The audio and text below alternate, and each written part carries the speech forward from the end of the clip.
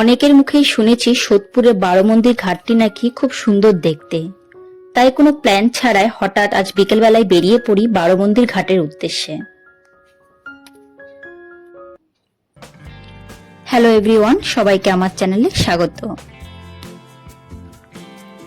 শিয়ালদা বা নৈহাটির দিক থেকে যদি কেউ আসো তাহলে ট্রেনে করে সোদপুর স্টেশনে নামতে হবে।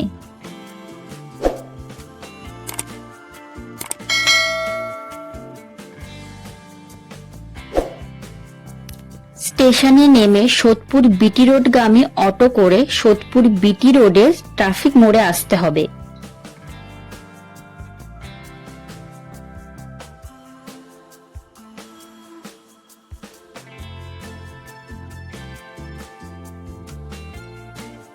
বিটি রোডের ট্রাফিক মোড়ে নেমে সোদপুর দাদা বৌদি রেস্টুরেন্টটির ঠিক উল্টো দিক থেকে একটা টোটো নিয়ে 10 টাকার বিনিময়ে পৌঁছে যাবে এই বারোমন্দির ঘাটে।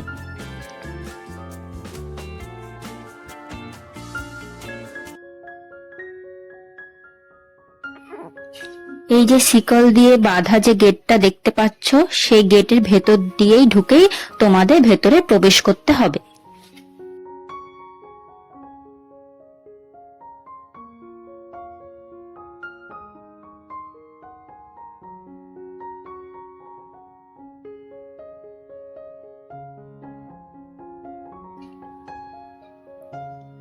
ঢুকেই তোমার চোখে পড়বে এই সুন্দর করে বাঁধানো গঙ্গার ঘাট, এবং সেই ঘাটের দুপাশে তাকালেই ছটি ছটি করে 12টি শিব মন্দির। 12টি শিব মন্দির নিয়ে এই ঘাটটি তৈরি বলে একে বলা হয় 12 মন্দিরের ঘাট। এটি প্রায় 200 বছর আগে 1213 বঙ্গাব্দে শ্রী নবীনচন্দ্র দত্ত নির্মাণ করেছিলেন। নবীনচন্দ্র দত্ত তার পিতা হরিশচন্দ্র দত্তের স্মরণে 12টি সংলগ্ন শিব মন্দিরের সাথে ঘাটটি নির্মাণ করেন।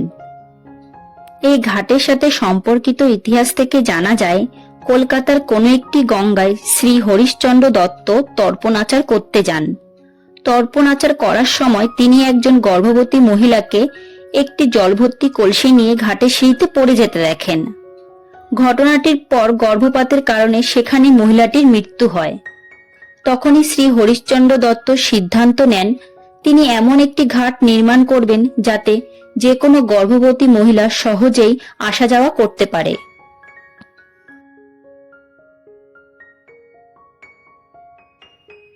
চলো এবার তোমাদের প্রথম বাদিকে 6টি শিব মন্দির দর্শন করায়।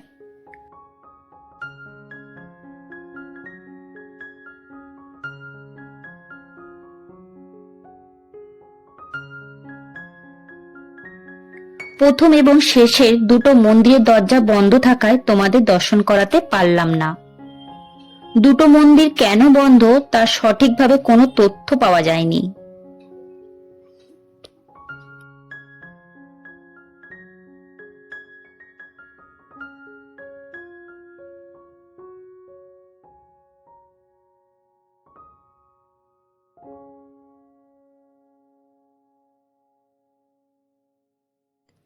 ঘাটের পাশে এই শিবলিঙ্গগুলি নীলকণ্ঠী কোষ্ঠী পাথর দিয়ে তৈরি।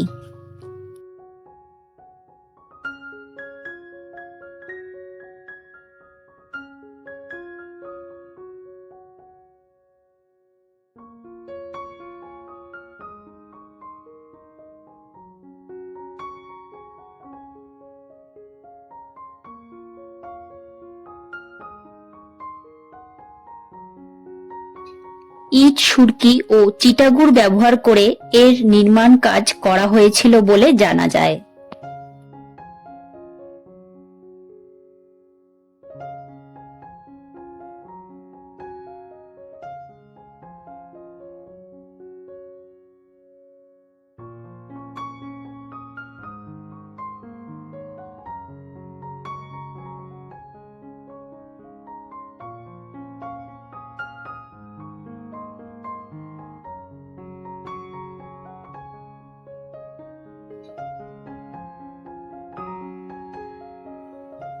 খুব একটা লোকজনের ভিড় না থাকায় চারিদিকের পরিবেশটা খুবই শান্ত এবং নিরিবিলি।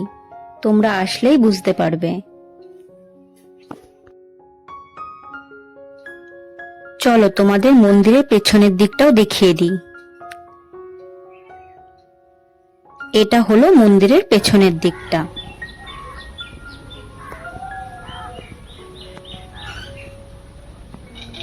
এক পাশে গঙ্গা, আর এই গঙ্গার পাশের বাগানে পাখির ডাক, আর এই কাঠবিড়ালির সুন্দর খেলা দেখে তো আমার মনই চাইছিল না বাড়ি ফেরার।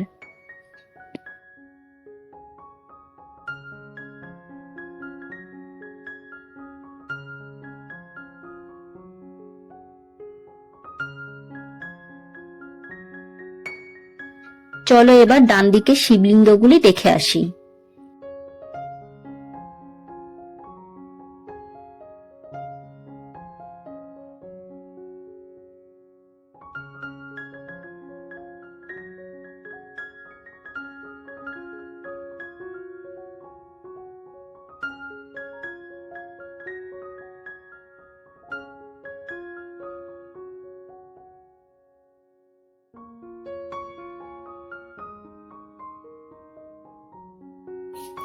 এদিকটাতেও একই রকম ভাবে দুটি মন্দির বন্ধ আছে, অর্থাৎ আমরা মাত্র 8টি মন্দির দর্শন করতে পারলাম।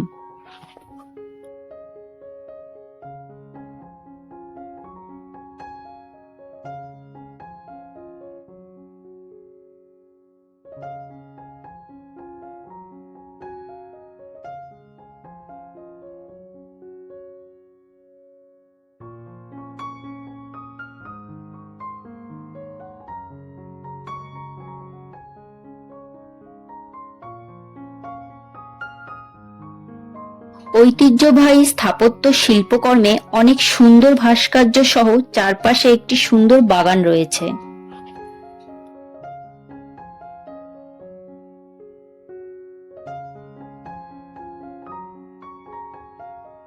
দু সালে ওয়েস্ট বেঙ্গল হেরিটেজ কমিশনের দ্বারা ঘাটটিকে হেরিটেজ সাইট হিসাবে ঘোষণা করা হয়েছিল।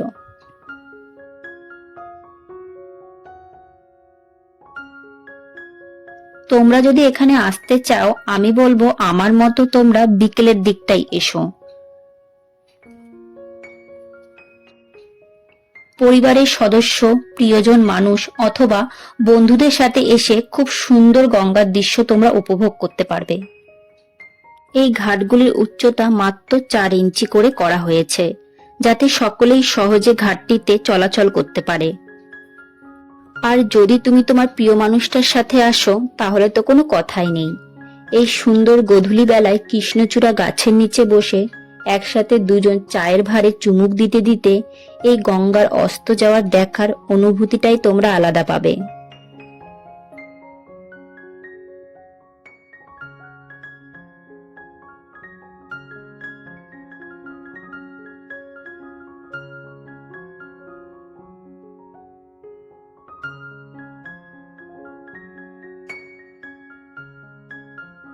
আমি প্রায় অনেকক্ষণ বসে বসে অনেক সুন্দর একটি বিকেল কাটালাম এই সুবিস্তৃত গঙ্গার ঘাটে বসে। তোমরা কমেন্টে জানিও তোমাদের কেমন লাগলো আমার সাথে এই গঙ্গার ঘাটটি দেখে।